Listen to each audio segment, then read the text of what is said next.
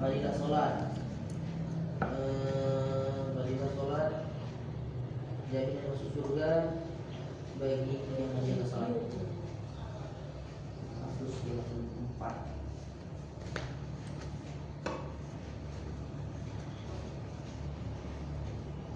A'udzubillahi minasyaitonir rajim. Bismillahirrahmanirrahim. Assalamualaikum warahmatullahi wabarakatuh. Waalaikumsalam warahmatullahi wabarakatuh. Alhamdulillahi nahmaduhu wa nasta'inuhu wa nastaghfiruh wa na'udzu billahi min shururi anfusina wa min sayyiati a'malina. Man yahdihillahu fala mudilla lahu wa man yudlil fala hadiya lahu. Asyhadu an la ilaha illallah wa asyhadu anna Muhammadar Rasulullah sallallahu alaihi wasallam wa ala alihi wa sahbihi wa sallam ala nahji wa istana bi sunnati ila yaumiddin wa sallama tasliman katsiran. Amma ba'd.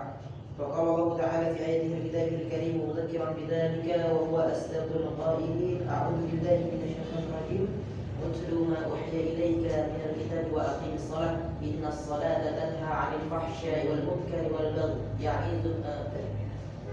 إن الصلاة تنهى عن الفحشاء والمنكر والله يعلم ما تصنعون ولذكر الله أكبر والله يعلم ما تصنعون. فقال رسول الله صلى الله عليه وسلم في حديث جددوا إيمانكم. وقيل صحابة رسول الله صلى الله عليه وسلم كيف نجدد إيماننا يا رسول الله؟ قال رسول الله صلى الله عليه وسلم أكثروا من قول لا إله إلا الله.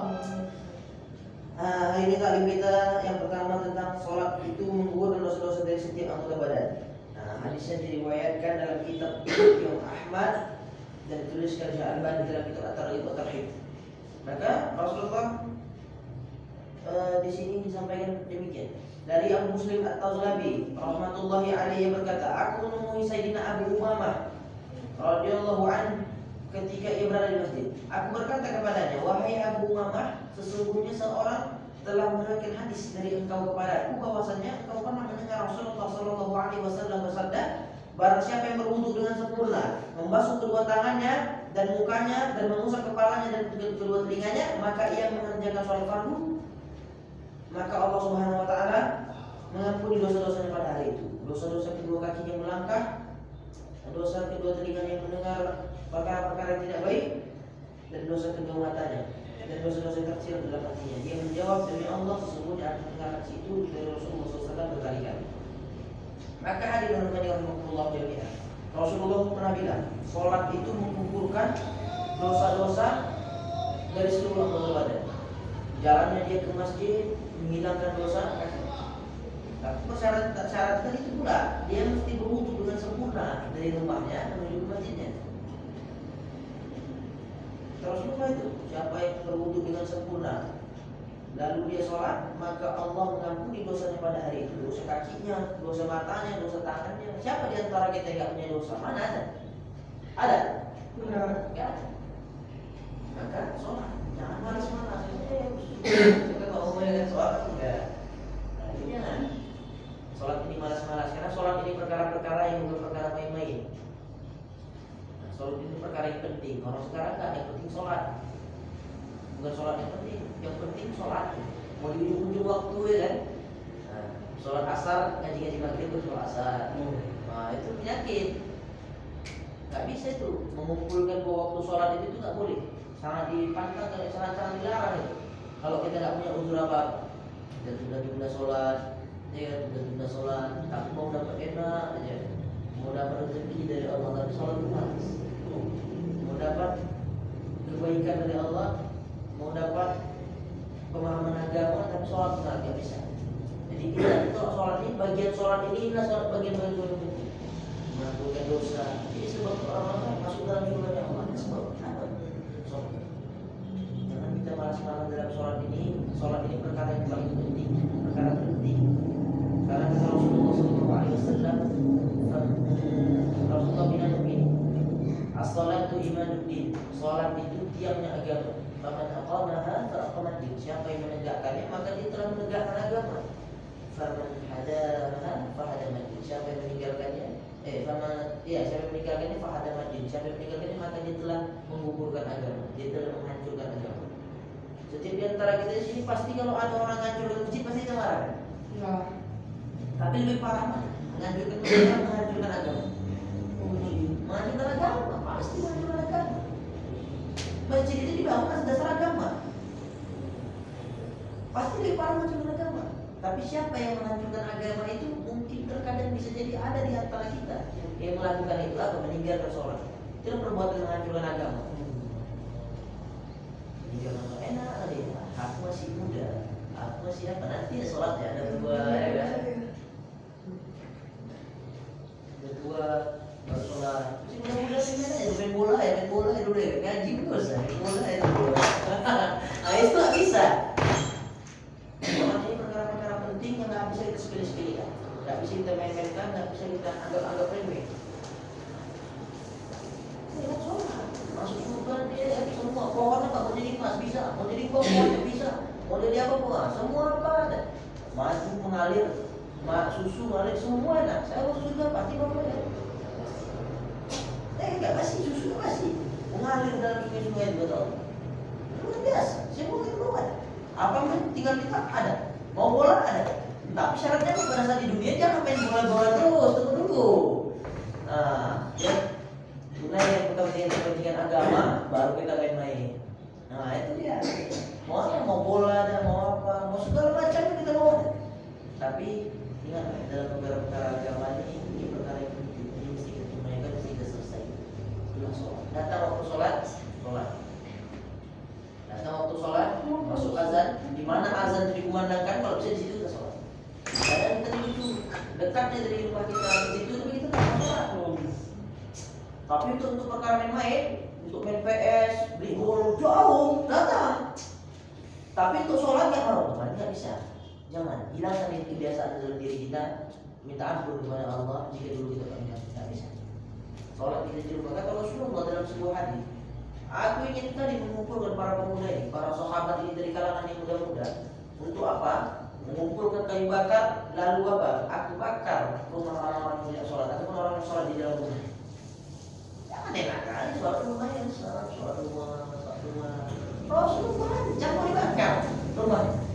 Sempat sahabat tahu dia sholat di dalam rumahnya, mau kali kumpulkan pemuda-pemuda kaum muslimin itu untuk ambil kayu bakar rumahnya. Itu kata Rasulullah. Jadi sholat itu punya keutamaan. Allah menjadikan kita sebab kita masuk surga. Allah ini tadi. Allah ampuni dosa kita. Ini kaki kita. Kenapa di antara kita ada dosa? Mana ada? Cara pengampunan dosa itu apa? Dengan sholat.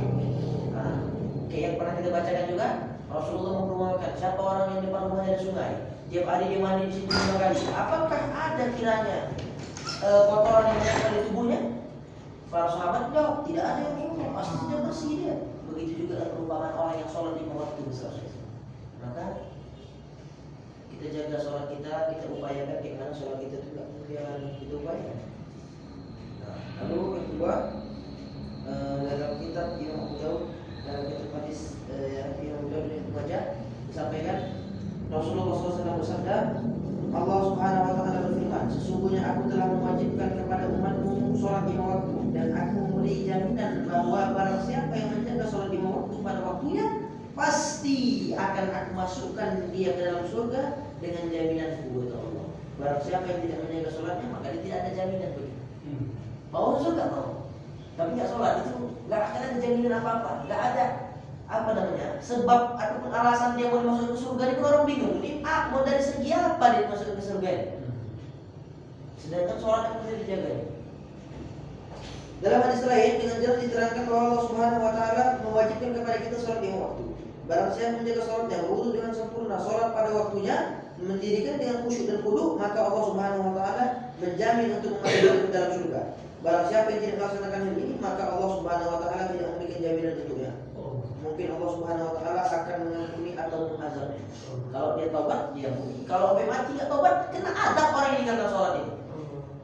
Dan orang-orang yang pernah meninggalkan sholat, kata Rasulullah dalam hadis, enggak ada obatnya, enggak ada dia bayar fidyah untuk sholat, itu enggak ada itu.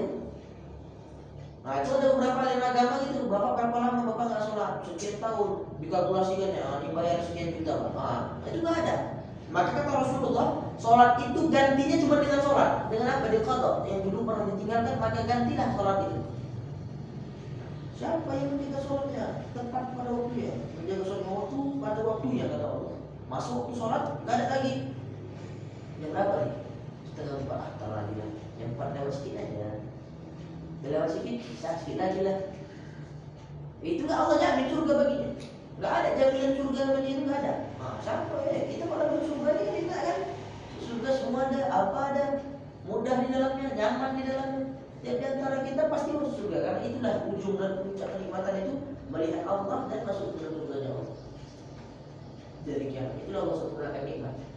Wa innamat tuwaffawna ujurakum yaumal qiyamah. Di hari kiamat itu Allah sempurnakan balasan. Bagi yang baik-baik, kalau banyak kita berbuat kebaikan, Allah sempurnakan balasan di hari itu. Apa balasannya? Surga. Tapi kita nggak sholat, nah itu nggak bisa kita masuk dalam surga Allah. Benar. Bukan berat itu nggak bisa. Nah, maka kita ini walaupun masih juga, kita memang kita yang mesti menjaga sholat kita ini. Wajib jaga sholat. Jadi kita kata Allah, kata Rasulullah dalam sebuah hadis. Jadi orang ada 7 golongan yang nanti dinaungi Allah di hari kiamat. Itu kata Rasulullah. Pada mahsyar. Jadi kita masuk meninggal masuk alam kubur, ya kan? Masuk alam kubur, masuk dia yaumul barzakh. Ada ataupun masuk dia ke dalam alam barzakh dulu. Masuk dari situ nanti yaumul mahsyar langsung itu dibangkitkan, dikumpulkan, baru nanti ditimbang, masuk mizan, masuk hisab, masuk ke baru pembalasan. Nah, tapi pada saat dia mahsyar nih, orang nunggu dihisab nih, panas dan ganggu. Tempat itu luar biasa sempit dan penuh akan manusia. Jadi kalau surah bahasa yang disampaikan, ayat-ayat yang terakhir apa? Sibuk. Nggak ada lagi saudara mengingat saudaranya, anak tak lagi ingat kepada orang tuanya, orang tua pun apalagi nggak akan lagi mengingat anaknya, sama. Yaumin syarru yawm. Hari itu kan bisa manfaat apa? Nggak bisa memberikan manfaat. Sibuk orang semua mencari pertolongan di hari itu. Bahkan dalam hadis Rasulullah katakan sambil nunggu itu tempatnya luas, dia tunggu panas, kan pasti berkeringat. Bahkan Rasulullah ada orang yang keringatnya membenam separuh dari kakinya, membenam separuh dari tubuhnya, bahkan sampai menggenang menutupi dia tenggelam. Ada orang yang tenggelam dengan keringatnya kata Rasulullah di hari itu. Tapi kalau di antara semua itu yang Allah selamatkan itu ada beberapa. Sab'atun yadhilluhumullahu fi yaumal mahsyar. Ada 7 golongan yang selamat. Pertama, imamun adilun, pemimpin yang adil. Yang kedua, ini dia, syabun nasya'a fi ibadatillah, pemuda yang tumbuh di dalam ketaatan kepada Allah Subhanahu wa taala. Dia masih muda tapi ngaji bukan tanggung, enggak tahu ngaji. Ngaji, belajar agama itu ada capeknya, menyampaikan agama itu ada capeknya. Apapun kata orang, ngapain cuma ngaji di situ gini, ngapain kau menyampaikan agama gini. Nah, tapi dia terus sholat dijaganya, tepat pada waktunya. Apalagi kalau bisa dia jadi imam di masjid rumahnya, jadi muadzin di situ, menjadi orang yang memakmurkan masjid. Nah, itulah dia termasuk dalam golongan syabun nasya'a fi ibadatillah, pemuda yang tumbuh dalam ketaatan kepada Allah. Itulah nanti yang Allah tolong. Di hari mana sibuk-sibuk orang mencari pertolongan, kita langsung ditolong. Panas hari itu, nggak ada yang punya tenda kecuali Allah. Orang-orang anak muda yang tumbuh dalam ketaatan ini bukan yang tumbuh dalam main-main ya. Tumbuh dalam ketaatan. Allah perintahkan apa, dia ikuti. Allah suruh larang apa, nggak dikerjakan. Anak-anak muda yang seperti itu sudah yang nanti Allah tolong. Allah muliakan nanti di hari kiamat. Orang-orang yang abid, ahli ibadah dan alim tentunya. Nanti kalau dari situ ditolong Allah, surga itu pasti. Tapi kayak mana lah kita bisa mencapai tingkat atau predikat syabun nasya'a fi ibadatillah itu? Kita kayak mana kita mau diakui kita bisa dikatakan pemuda yang taat, sedangkan kita sholat pun tidak? Nggak bisa. Sholat ini kewajiban kita yang paling utama setelah syahadat. Ini syahadat atau kalimat tauhid itu apa kewajiban atau hak yang mesti kita tunaikan? Hak dia, kewajiban kita atas dia, mengamalkan dan mendakwahkannya. Itu kalimat tauhid, bukan cuma untuk sekedar diucapkan. Baru setelah itu kita punya kewajiban namanya sholat, mesti kita tunaikan tepat pada waktunya, dan Allah jaminkan surga bagi siapa yang menjaga sholat. Jadi apapun yang kita, apapun terjadi kerjaan kita, apapun cerita kita di sekolah, apa itu segala macam ini hal, masuk ke sholat. Kalau ada kerjaan nanti, yang dimana kerjaan itu nanti mungkin ini kan nggak terasa ya, naik sedikit, habis dah kerja kan, nggak terasa kan? Nah, ada pekerjaan yang melarang kita untuk sholat nggak bisa, wah nggak bagus nggak usah kerja. Karena inilah utama Allah mandang hambanya karena sholatnya juga. Kalau dia tak sholat, dia memilih dunia daripada sholatnya, wah itu neraka tempat pulangnya. Neraka. Fa amma man tagha wa athara al-hayatad dunya, dan ada pun orang yang melampaui batas. Melampaui batasnya apa? Macam orang tak beragama. Ada aturan Allah nggak mau ditaati. Wa athara al-hayatad dunya, dan dia sibuk terhadap perkara dunia. Perkara dunia itu apa? Main-main. Main-main itu perkara dunia itu. Itu kan kerjaan yang perkara dunia, main-main itu perkara dunia itu. Siapa yang sibuk perkara dunia, fa innal jahima hiyal ma'wa, maka neraka tempat dia kembali nanti. Wa amma man khafa maqama rabbih wa nahaa nafsa 'anil hawa fa innal jannata hiyal ma'wa. Siapa orang yang dia takut kepada Allah, takut. Berarti kalau takut dia kan taat pasti. Dia takut, dia diperintah untuk sholat. Karena dia tahu Allah itu punya azab. Takut dia. Lalu apa? Lalu dia menahan dirinya ketika dirinya mau berbuat yang tidak baik. Maka fa innal jannata hiyal ma'wa, maka surga tempat dia kembali. Surga. Ini Allah jaminkan sholat.